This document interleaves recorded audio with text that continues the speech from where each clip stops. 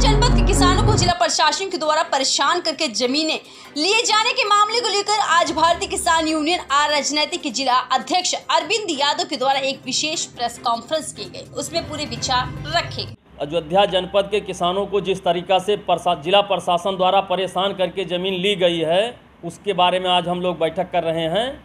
और अभी ये 2017 से ज़मीनों का सर्किट रेट अयोध्या जनपद में नहीं बढ़ाया गया।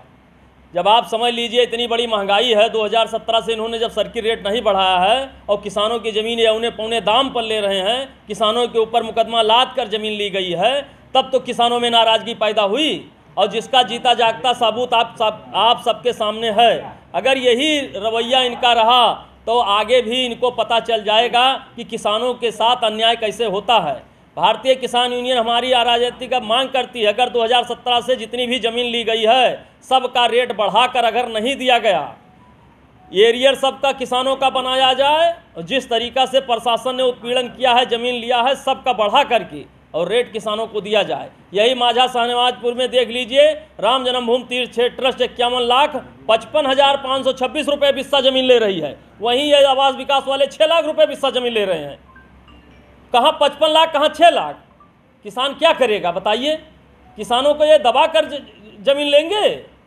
इसी का इनको अब पता चल गया है, धीरे धीरे और पता चलेगा कि किसानों का उत्पीड़न कैसे होता है। रामप्रस ले लीजिए, 14 कोसी परिक्रमा मार्ग ले लीजिए, 5 कोसी ले लीजिए, 84 कोसी ले लीजिए। जिस तरीक़े से ज़मीनों का इन्होंने औने पौने दाम पर किसानों की ज़मीन खरीदी है। यही आप माझा तिहुरम चला जाइए, लोढ़ा कंपनी जो 6 लाख 7 लाख रुपये बिस्सा ज़मीन ले रही है और इनका सर्किट रेट 50,000 रुपये है। नहीं, इस तरीक़ा से काम चलेगा। अब किसान सड़क पर उतरेगा। अब की तो वोट की चोट से इनको बता दिया है कि जो किसान क्या होते हैं। अगर ये जिला प्रशासन अगर चाहता तो अगर रेट बढ़ाकर अगर किसानों को मिलता तो शायद अयोध्या में ये नौबत ना आती। और पुण्य काम के लिए ज़मीन ले रहे हैं। व्यवसायिक काम जितनी ज़मीन जा रही है व्यवसायीकरण करने के लिए ले रहे हैं। आवास विकास का आप रेट दीजिए 55, 85 लाख, 90 लाख रुपये बिस्सा है। और किसानों का रेट 6 लाख, 3 लाख, 3.5 लाख में इनको ज़मीन चाहिए।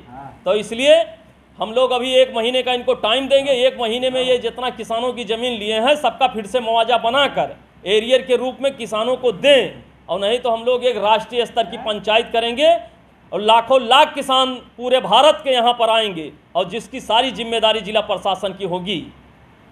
तो बड़ा असर पड़ेगा।